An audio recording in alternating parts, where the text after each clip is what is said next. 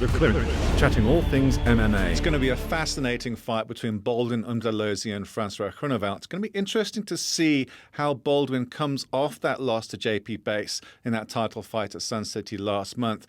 But we also know what a fantastic submission specialist Fran Okonde is. He has 2 first-round submissions in his last 2 Cape Town fights, and it sounds like the SBG lad is in a really good space.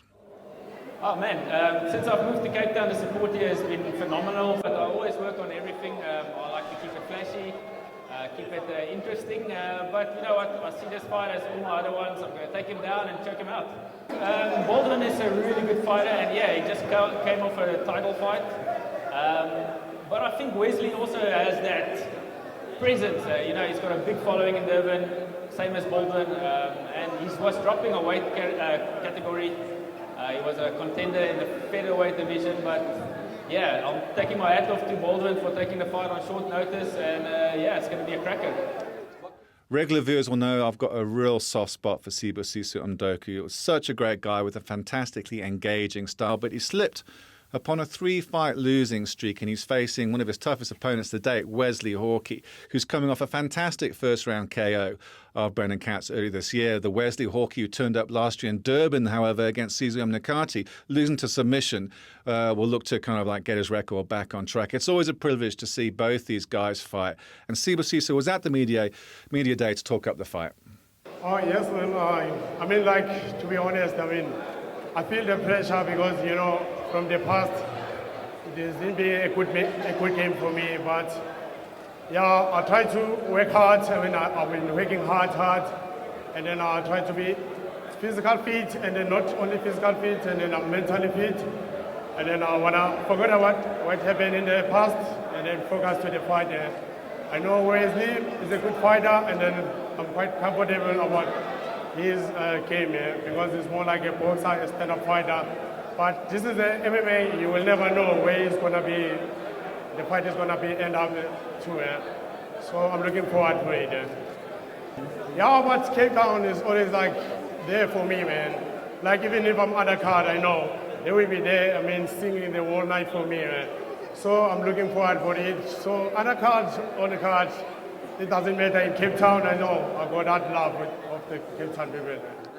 A real prospect for the future is Zimbabwean Sylvester Chimfumba, who's going into this, his 3rd EFC fight, completely undefeated. He's taking on CIT's Guy Mungambi, tough as nails guy who lost on debut, but looks like you'll need a B52 to knock him over. It'll be interesting to see if Sylvester Chimfumba can continue to back up what he says to the camera. I've been working on my ground, on my stand-up. Looking forward, wherever the fight takes us, I think I'm going to dominate, but I do have respect for him despite the loss that he had. I have respect for Guy. Despite the loss that he had, I won't take anything away from him. His loss is past, my wins, they are past. We're looking forward to the next fight, and I believe he's all-rounded, as most of the fighters are now in MMA. Well, the actual plan was to finish the fight. I was looking for a knockout, and I couldn't get it, so I'm carrying the burden forward to my next fight. Hopefully I'll finish it. I respect for Guy for my next opponent, but it is what it is. It's just business. I have to get the knockout. I have to get the win in my next fight. Yeah, expect the best. Expect the fireworks. Come support your boy. 3-0. Suicide machine from the Congo, Mutwali Basambombo takes on Neil du Plessis in a classic war of strength over technique. After losing on debut, it'll be interesting to see how Basambombo copes with du Plessis' grappling. I'm expecting the Congo man to keep it standing and test his iron jaw. Yeah, I watched his brother, but the guy I'm fighting, I never watched his fight. But I want to knock him out, that's it. Neil, I want to knock you out. I'm confident, I'm feeling better, yeah, that's it. I'm okay.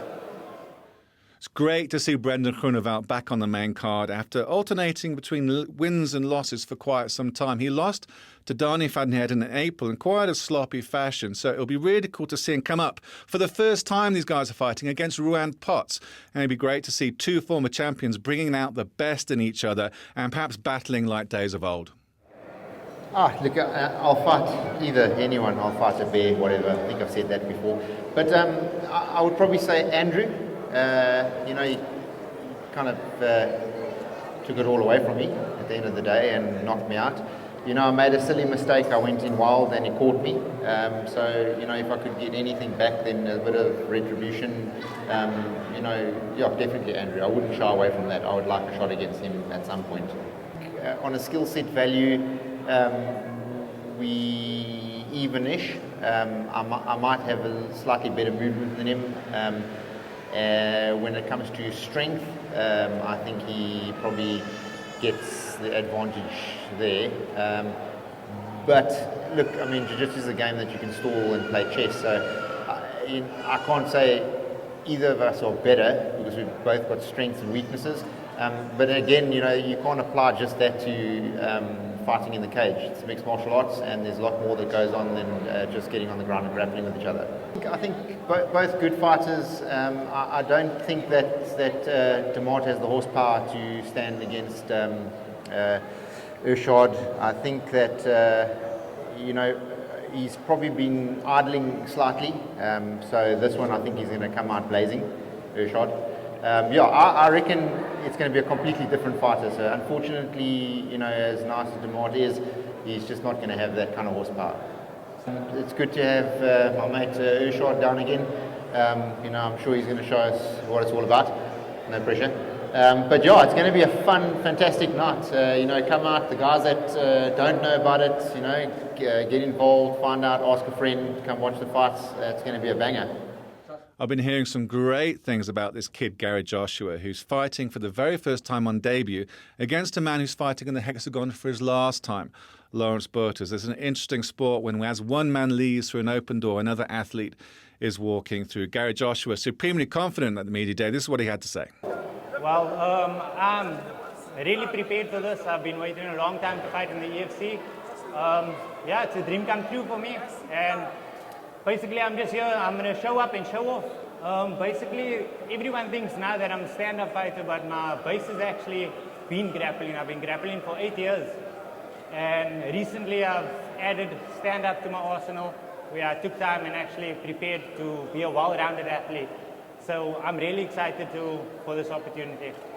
I expect a war. I've seen some of that guy's fights. He's tough. He fought really. He's basically like a gatekeeper. Doesn't have the best record and that, but I know he's coming out for a war, and I'm prepared. I'm not looking past him. I'm coming to do battle. I respect him as an opponent and as a person, but when that cage door closes, it's war.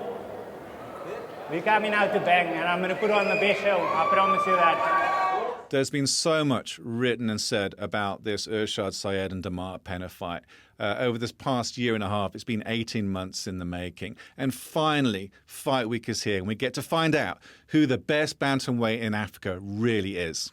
This fight is a great combination of supreme confidence from both athletes and a thorough dislike for each other. Neither are going to back down, and I'm actually relieved that the wait is over. And I implore you that if you know anyone who's not into MMA, that they will only watch one fight this year, to stay tuned to ETV this Friday night for what's going to be an MMA detonation. Both athletes were at the media day, and boy, did it kick off. He said a lot of stuff that I feel he can't live up to. I haven't said anything that I can't accomplish. I said I have better striking, and I know that, and I believe that. He said that, but you know, I think that's just lip service. I'm definitely on the night going to look to finish the fight, whereas, you know, everybody knows that the Demart comes out and tries to lay and pray. So, yeah, it's going to be an exciting night, and I'm looking forward to it. I don't think that's a factor because, you know, at the end of the day, it's not a wrestling match, you know. I'm going to strike and move, and, you know, for him to wrestle, it means he has to get hands-on, and I won't allow him to get hands-on. So, you know, I do also mix things up, you know. Cedric Doyle was a self-proclaimed wrestler, and I took him down a couple of times, you know. So, you know, Demart took him down as well, but Demart didn't manage to hold him down. I took Cedric down, I held him down, I worked my ground and pound. So I think people underestimate my grappling skills and my wrestling skills because of my extensive MMA, my extensive Muay Thai background.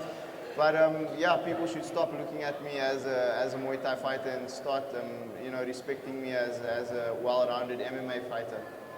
record is one thing, but you know, I don't see, you know, a record to me is not that important because it's more about who you have fought in the past. And you know, looking back at the guys that he's fought, and you know, we've fought a couple of the same opponents, and I feel that my fights with those guys were much better than his. So you know, just because he's 12-0, does, you know, 11-0, whatever he is, it doesn't scare me. You know, I've lost and I've learned and come back stronger from those losses, as Leon said earlier, and I think that you know, that makes me a better fighter and it gives me more of a experience. It's definitely a motivation having the crowd behind you. You know, that fight against Cedric was a prime example. You know, when I managed to escape from that rear naked choke, the crowd went absolutely insane. And you know, usually I kind of block out the noise, but that was just a very surreal experience. You know, and that just, you know, gave me that extra edge, that extra motivation. So I'm really looking forward to having this fight in front of the Cape Town crowd. Better than fighting overseas? Most definitely. Yeah! Thanks, Cape Town. Cape Town. Look, I have the ability to finish the fight soon, but I won't be chasing the knockout, you know. This man hasn't been finished. He hasn't been finished. So I haven't been finished either. So, you know, like I said, I won't be chasing the knockout, but I definitely have the ability to finish the fight. And I'll allow it to come. You know, I'll put together my combinations, and when I catch him with something and I see an opportunity, I'll jump all over it. That's that thing, that kill switch that he doesn't have. You know, I have that kill switch. As soon as I see a bit of blood or I see a small opportunity, I'm going to drive through and capitalize on the opportunity. So I'm definitely looking to finish the fight, whether it's in the first, whether it's in the fifth, whether we go 5 rounds, it doesn't matter, but I'm always going to be looking to finish the fight. The title itself, actually, you know, it's not that important. You know, what's important to me is that I want to fight this guy over here because he claims to be the best, and I want to prove to myself, my teammates, Cape Town, and all the fans around the world that I am in actual fact the best EFC fighter in the bantamweight division.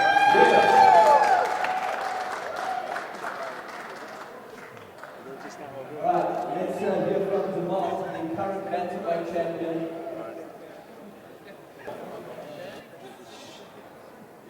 You know, I'm excited to be here. You know, it's been a while. You know, I love Cape Town. It's such a beautiful place.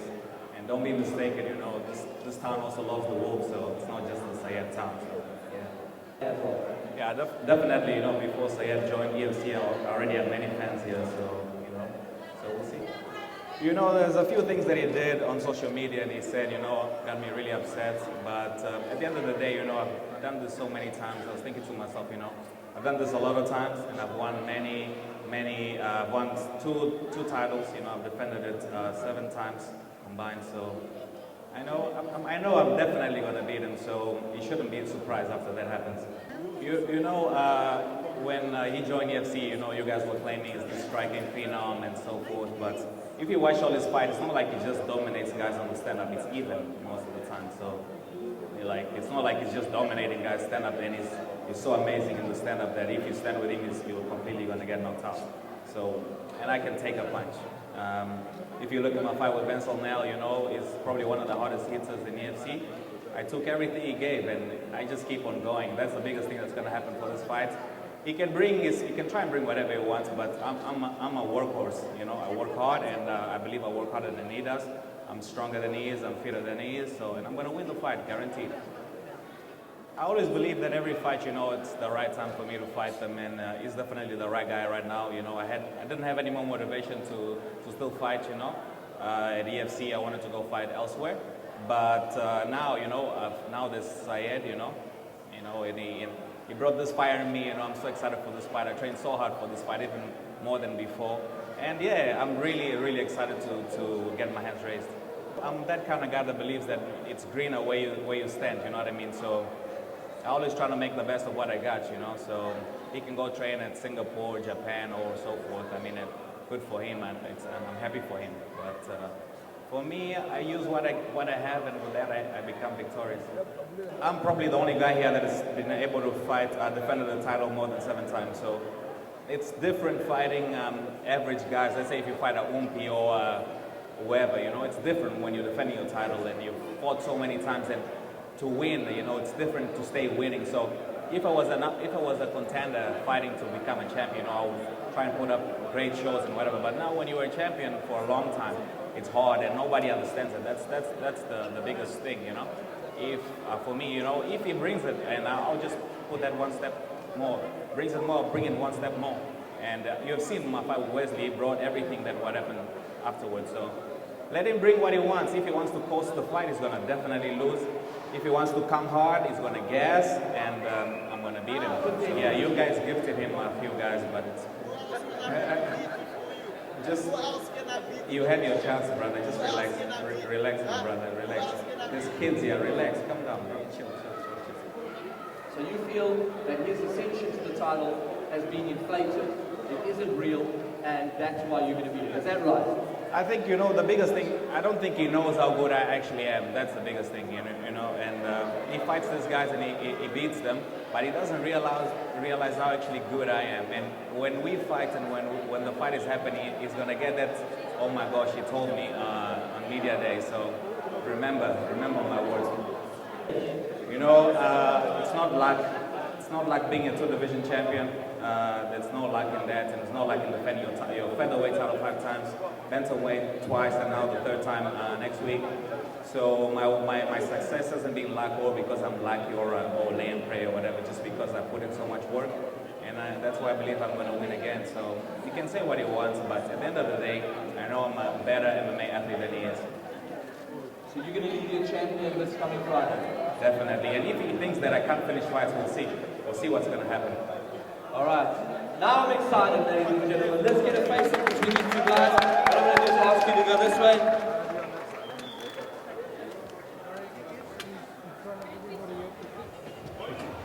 All right. It's time for action between these two guys. Long-awaited bantamweight title is happening this coming Friday between. See what's going to happen. You talk so much. Talk so much, now it's coming. Now you're scared, boy. I'm here, boy. I'm here, boy. You're gonna what? You're gonna what? What you gonna do? What you gonna do? Try your best. Try your best because you have nothing. You have no switch. If there was no ref there, oh look, I'm not a fighter and I became champion. Imagine how good that is. Imagine. I wet blanket, I'll choke you out, boy. Wet blanket, you want me? I'm here, boy. You, please, I'll eat your punches like this. I'll eat your punches like this, bro. Bring left hook. Bring the left hook, boy. Bring the left hook, boy. Bring everything you got, boy. I'll take it all.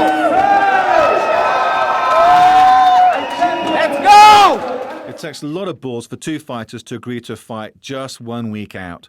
Props to Dave Mazany for putting his belt on the line, and kudos to Leon Mynhardt for facing the man who took that very same belt from him in such astounding fashion. For those fans who felt cheated by the brevity of that bout, well, Christmas has come early because these 2 warriors are going to face each other again, and they obviously have a massive amount of respect for each other, as shown at the media day when both athletes appeared on camera. So the story from my end is I woke up at 5:30 in the morning, getting ready to go to the airport, and it says, "Davey boy, call me as soon as you can." So I'm like about to step in the shower. I was in my birthday suit talking to Graham. Didn't know that fun detail, did you?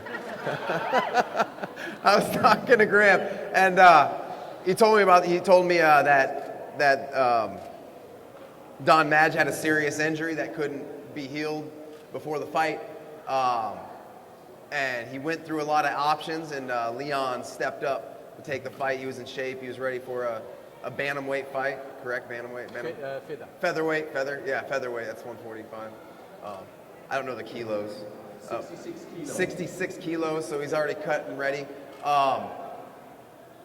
So, you know, that wasn't who I was getting ready for, but fight night's fight night, and we got to keep the show going.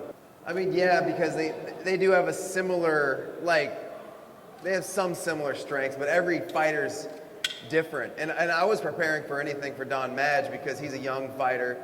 Yeah, I think he's like 25. He changed camps. So I was ready for anything for him. So, that's why I have my corner, Dennis Davis. He's going to be here a little later. My baby sister, Gina Danger Mazany, she'll be here supporting me. She's been in the fight game about as long as I have been, and less fights, but as long as I have been. So she can read stuff as well as Dennis. And a good corner person will help you adjust in the middle of a fight. So I'm ready for anybody. So I guess having the same backgrounds, seeing how I fought them before, put together a game plan in the past. But as I said in the past, a game plan changes when you get punched in the face. So always be prepared for that. It doesn't matter to me. I want to defend my title. They always say a true champion's tested by their title defense as opposed to winning the title. So I want to defend the title. I guess it really didn't matter who it was from. I just want to fight. There's so many times, and I'm so fortunate to be a part of the EFC. There's so many times in my career I've been scraping and grinding and hunting for a fight. I've fought in like some terrible, terrible promotions where, they aren't even doing blood work, and I'm fighting on these reservations that have no rule, have no regulations and stuff. And I don't know when my next fight. I could take one a week notice. I could take one, in 6 months. So just being able to fight somebody regularly inside a cage in front of like fans who actually know who I am now has been a blessing. And so I thank you guys for watching me, because you guys make the fighters, not the fighters. It's exhilarating to perform in front of you guys. I mean, I'm looking forward to the adjustments that Leon has made. Obviously, like, I've been in his situation before where I've gotten caught with a submission and been pissed off and wanted to fight the guy again. And I just know when you fight somebody a second time, and I never got that rematch. He got that, which is, I'm sure he's excited about that. But I know if I was to fight somebody again, I would adjust my game plan. I would adjust what I do. So I guess we should see a more competitive fight. Obviously, I think being the betting man, I would bet for myself, and I'm sure he would bet for himself. And as I said before, that's why we're getting a scrap on to see who wins that bet. But yeah, I'm just excited. I'm excited to step in and fight, and I'm excited to see what adjustments are made and see how differently the fight plays out. It might change. I might get punched in the face, and it might change, as the saying goes. Right, that was actually a kick that broke my orbital, shattered my nose. Kicked in the face. Kicked hard. There was bones coming out of my nose. Actually, my sister was there, picking bones out of my nose, literally, like taking bones out of my face. Yeah, that fight broke my face, broke my bones, but didn't break my spirit. Like Leon was saying, you learn more from a loss, learn from devastating stuff, and you come back stronger, and that's what I did. The fight immediately after that fight is when I beat Wenzel Nil in EFC 5 on short notice. So I know how Leon feels, and I'm prepared for what he throws at me, because I've been in his situation before, and I felt that fire. So, I have that fire brewing in me too. That's why I was hunting for this belt since EFC 5. I intend on keeping it. How's it, everybody? Well, basically what happened is, the last time I basically just lost my focus. It can happen, when you're at the top, the pressure's hard and that, and I think it didn't get too much for me, as I can't really say it got too much for me. It just, at that last moment, I kind of lost it, It's like I wasn't there, my fighting spirit was out of me, and it actually was a good thing, Losing is not always a good thing, but this time it was, I actually experienced the learning curve, as they say, you learn from a loss. I actually experienced the learning curve, and I immediately got back to the gym. I stopped all my bad habits and everything, and I just got focused again and trained and tried to get better and help the guys there at the gym to get better as well. So yeah, I was preparing for the 9th of December. I was looking to go down to featherweight. So when I got the call from Rene saying, listen, there's opportunity and it might come as a curveball to you, but he told me, I was like, what? I was quite surprised. I was like, hey, what happened to Don, And he told me, and it's very unfortunate to it happens to us fighters, you know, we get injured, you can't fight, it's jeopardizing your career, you can't fight with broken legs and broken hands, it's just how it is. So yeah, it's fortunate for me. I think it came as a blessing. I was ready, I was on weight, I was fit, I was helping the guys prepare for the event coming next week. So yeah, it's like I'm very glad, and I immediately turned into first gear and got back yesterday. I did a very good session, I felt good, and yeah, I'm 100% ready for 5 rounds. You know what, for me it's about the sport, you know. I go to the gym every day, I train hard, get focused, you know, like what happened now, I got focused. I felt that like how it was to train MMA again, out of the fun of it, you know. There was no pressure on me, and I realized how fortunate we are to be able to do such a hectic sport like MMA, you know. So all I can say is like, it's unfortunate for someone to get injured, but it just came as a blessing. It's like not something I'd expected, or maybe it was somewhere in the back of my mind, please, I want another shot, but it just came at the right time, I think, this time, and I'm super ready for this fight, man. I can't tell you how ready I am. Well, this time around, it's going to be different because, like I said, the last time I lost a bit of focus. There was some other stuff going on in my life, but you know, I'm not a guy that makes excuses for losing. I take it as a sport. You know, you're going to win some, you're going to lose some, you're going to learn out of losses. So yeah, that's all I can say for that question. Look, I've never looked at myself as a guy that's good in predictions or gambling or anything, but I look at myself as the favor. I think I've done enough work, and I really deserve to win, you know, and that's all I'm focusing on, is winning. I don't care who stands in front of me. I don't care what it takes to win. I'm going to do everything, man. This time, if I get choked, I'll pass out. I don't care. Look, he's obviously prepared for Don, and Don is a very legitimate opponent. He's very strong in his game. You beat 3 times. I beat him 3 times, but I know he's a good fighter. You know, I know him personally. I knew him from when he was young. I know the kind of guy he is. Maybe he changed a bit, but I still respect Don a lot, and I know he is passionate about MMA. And I know Dave obviously prepared hard for this fight, and he's super ready. And thank you for letting me fight again, and giving me the opportunity, and welcome to South Africa again. It's fight week at Grand West, Goodwood in Cape Town, EFC 55. It's going to be a cracker Friday night, 11th of November. Don't miss it. Thanks for watching. The Clinic, chatting all things MMA.